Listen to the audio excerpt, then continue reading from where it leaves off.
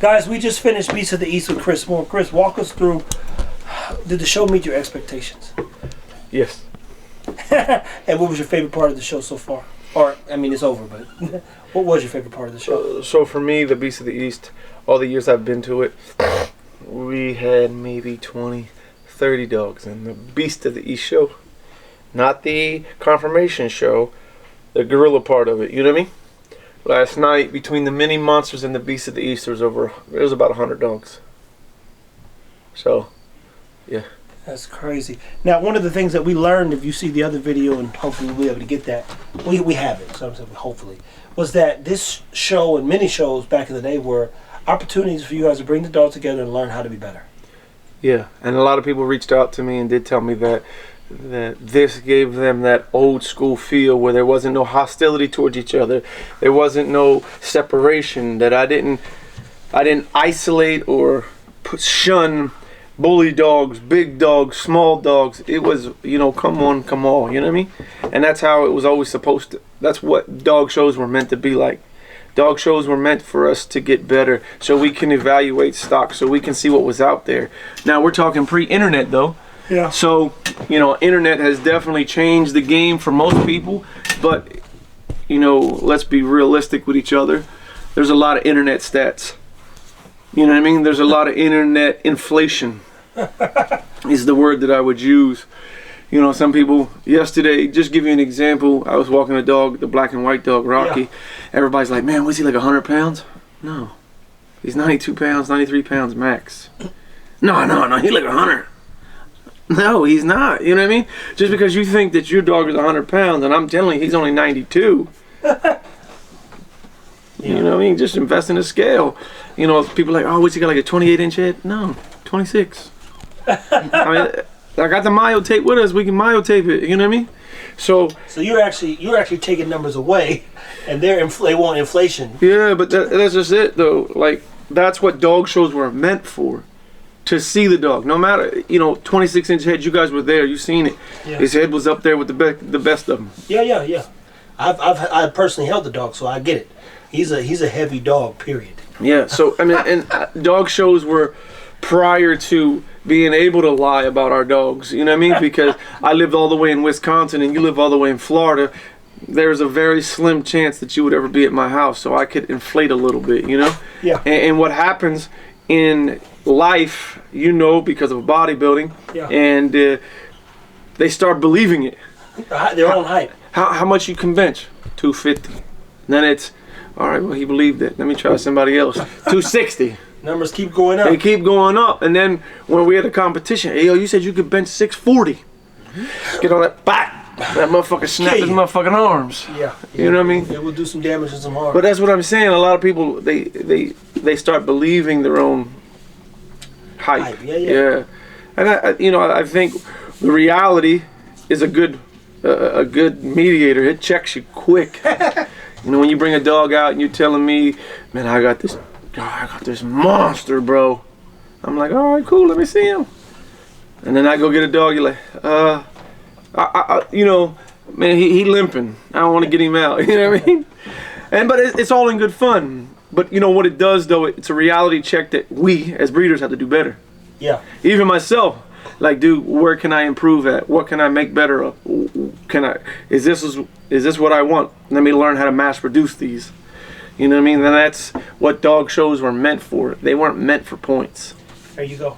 And people, I myself got a chance just to witness good energy, and I've been to a few dog shows. I can count them on one hand, to be clear, but I didn't feel good leaving any of them. I felt a positive impact, you know, leaving this show. I just was telling Stan and Jamarcus, I'm super glad that they too had something to do, and it felt like something was happening even when the show was moving slow. There were plenty good conversations I felt that were taking place, and people exchanging information, just having a good time. It's about networking too. Yeah. Anytime just think about it. Church, any gathering. The gym, the church, two places you normally, and then, you know, a good bar. You say, man, you can meet some people in certain places, hotels, traveling, the beach. Yeah, I mean, when you have that many people in one area, it's smart to network. especially if we're like-minded people. Like I said, the church, the gym, we're here because why? We ain't here to get fat. We're here to get in shape. Yeah. Like, man, how'd you you got a nice build, bro.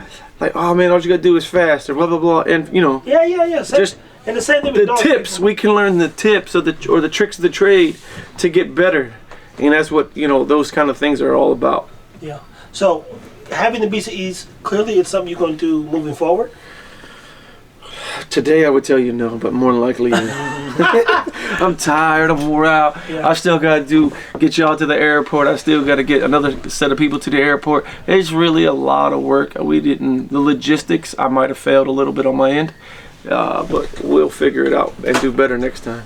I see. And if somebody were going to a show, would this be a show you recommend that they start with coming to, be it it's your show? Well, this show was a lot more relaxed, and a lot of people was walking up to me, hey man, I just want to thank you because I felt like I was a part of it. I wasn't just here to earn points. Like I felt like it was about us too. The big dogs, the oldies, the American bulldogs, like I included them. Like, you know what I'm trying to say? Like yeah. they felt like it wasn't just an add-on. Like, oh yeah, you can bring an oldie. Oh yeah, you can bring an American bulldog. No, whatever, man. No. It was like we intentionally knew they were coming and we catered to them as well. There you go. And here comes my son. Gina, Hey. you guys both did this show. Takeaways, things to look forward to. Can't wait till next year. Love the vibes, especially at the end. It was amazing. A lot went into it, but it was so worth it. What would you say was the hardest part of making this thing a reality?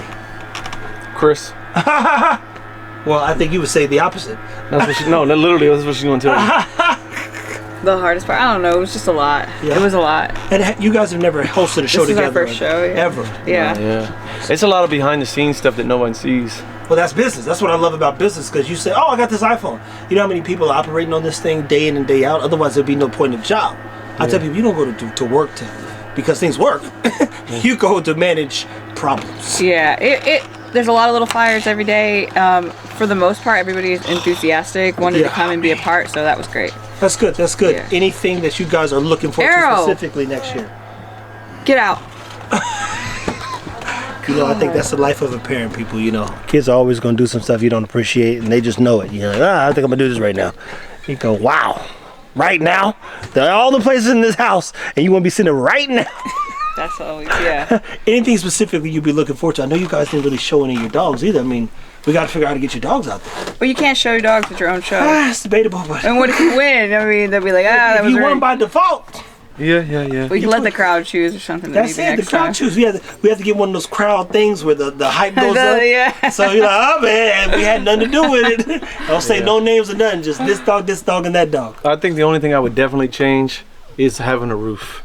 Oh yeah. And I really think next year we're going to try to find somewhere where there is a roof and everything can be visible from bleachers. Yeah. Because I think that we didn't catch the working events for everybody to see. Yeah.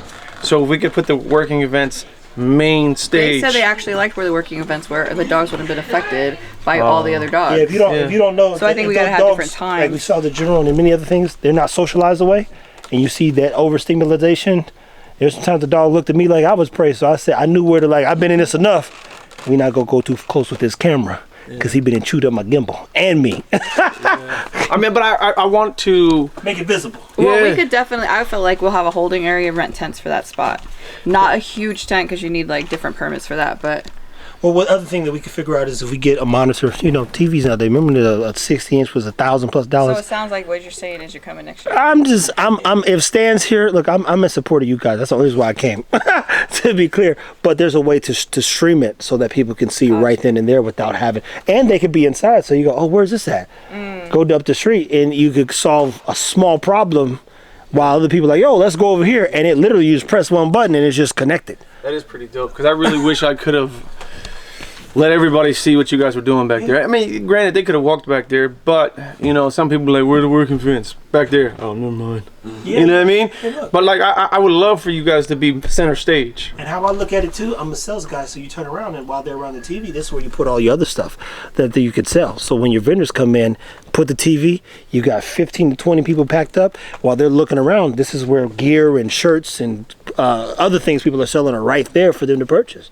That's the point of isolating the community of people. That's how I think, at least. So that could be a thing next year, people. But at any rate, we can't thank you guys enough. Anything you want to look forward to or say as we close this episode out? I just want to say thank you everybody for coming or who came and traveled and distance and you guys. So it was great. It was amazing. It got better towards the end. So thank you. For sure, people. Appreciate you guys.